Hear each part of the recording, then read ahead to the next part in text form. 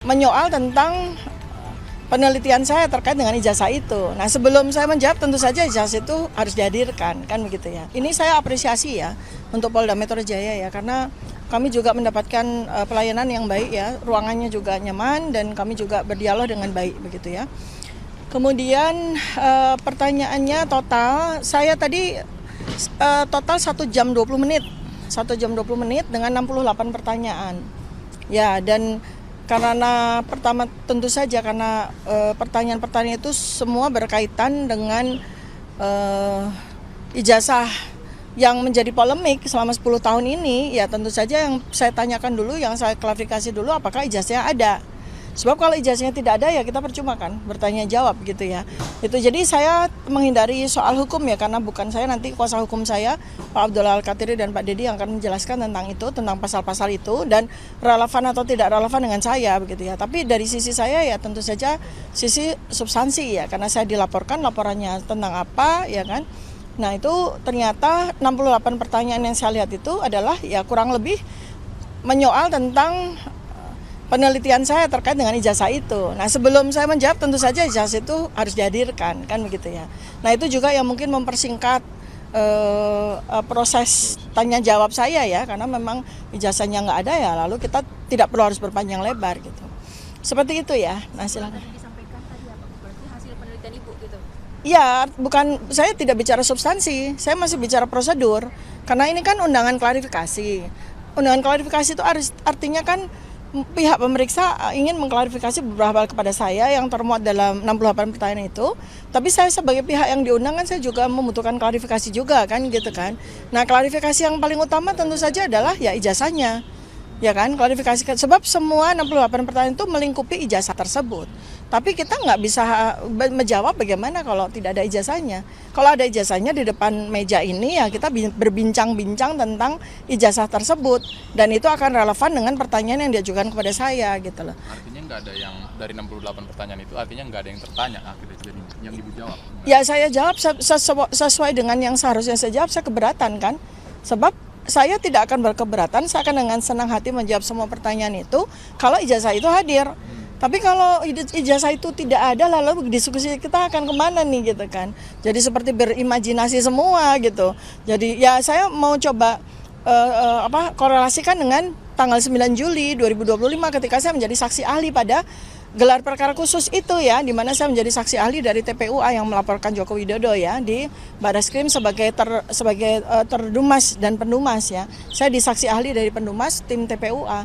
Kan di situ juga kita diskusi apa yang mau kita diskusikan. Kalau pada gelar perkara khusus yang harusnya sangat inti, sangat substantif adalah ijazah itu hadir dan dengan pemiliknya juga gitu kan, dengan Pak Joko Widodonya itu hadir. Sebab kalau tidak ada Pak Joko Widodonya atau tidak ada ijazahnya lah, terus gelar perkara ini untuk menggelar perkara apa? Ya kan seperti itu ya.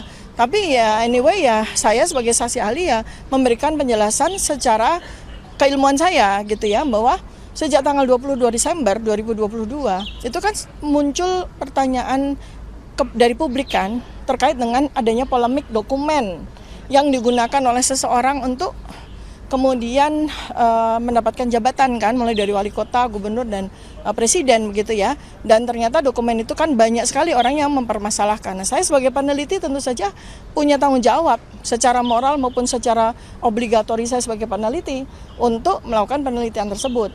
Tentu saja sesuai dengan domain saya ya. Jadi penelitian saya itu kurang lebih itu mencocokkan antara, jadi melakukan jawaban atas inkonsistensi, inkoherensi, dan inapropriasi antara dokumen yang diklaim dengan perilaku-perilaku dan pernyataan-pernyataan atau pendapat yang tidak konsisten. Seperti itu ya. Dan kita semua juga tahu kan, seperti misalnya inkonsistensi itu pada KKN misalnya, yang Barreskrim mengatakan KKN itu terjadi pada akhir 1983, ternyata yang bersangkutan mengatakan awal tahun 1985. Nah, inkonsistensi ini ada di sini kan. Kemudian kita korelasikan juga dengan dokumen yang diklaim. Karena dokumen itu dinyatakan diperoleh pada akhir tahun 1985 di wisuda November. Artinya inkonsisten, inkoheren dengan KKN awal 85. Sebab tidak mungkin kalau mahasiswa UGM itu awal 85 baru KKN, lalu November 85 juga sudah wisuda. Nah ini ya inkoherensi dari variabel-variabel data inilah yang saya jadikan sebagai objek penelitian saya gitu. Nah jadi disitulah saya berperan kan ya untuk melakukan itu, dan kemudian penelitian saya ini juga tidak cuma terhadap perilaku yang terlihat pada video maupun pada media-media begitu ya, tapi juga pada pernyataan-pernyataan verbal, tapi juga pada data science. Jadi kita ini tidak boleh menafikan ya, sekarang ini dunia digital itu data yang ada pada digital itu adalah bagian dari data science. Data science itu kita nggak usah harus katakanlah melihat sendiri gitu ya, atau ada dokumen analog, bukan. Itu semua data science itu memperbolehkan, mengizinkan apa yang ada pada digital itu adalah sebuah data yang bisa kita olah dengan teknologi yang sangat luar biasa sekarang gitu. Contoh misalnya ada kan kemarin waktu digelar perkara khusus, bukan di sini ya, saya ingin memberikan karena korelatif sekali dengan hari ini. Salah satu kuasa hukum pihak terdumas itu menyatakan bahwa nggak bisa kalau melakukan penelitian dengan dokumen yang analog kan begitu. Dan ke dokumen yang analog itu kemudian didigitalkan, difoto dan sebagainya. Oh itu ketinggalan zaman. Karena data science sangat memungkinkan untuk itu.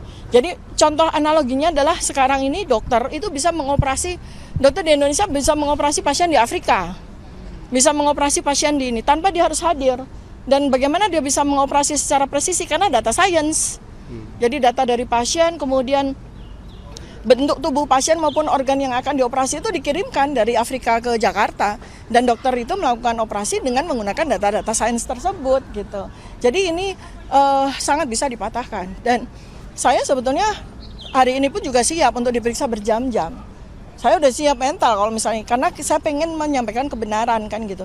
Tapi apa artinya 68 pertanyaan itu saya jawab kalau tadi itu objek utamanya yaitu ijazahnya nggak hadir di sini.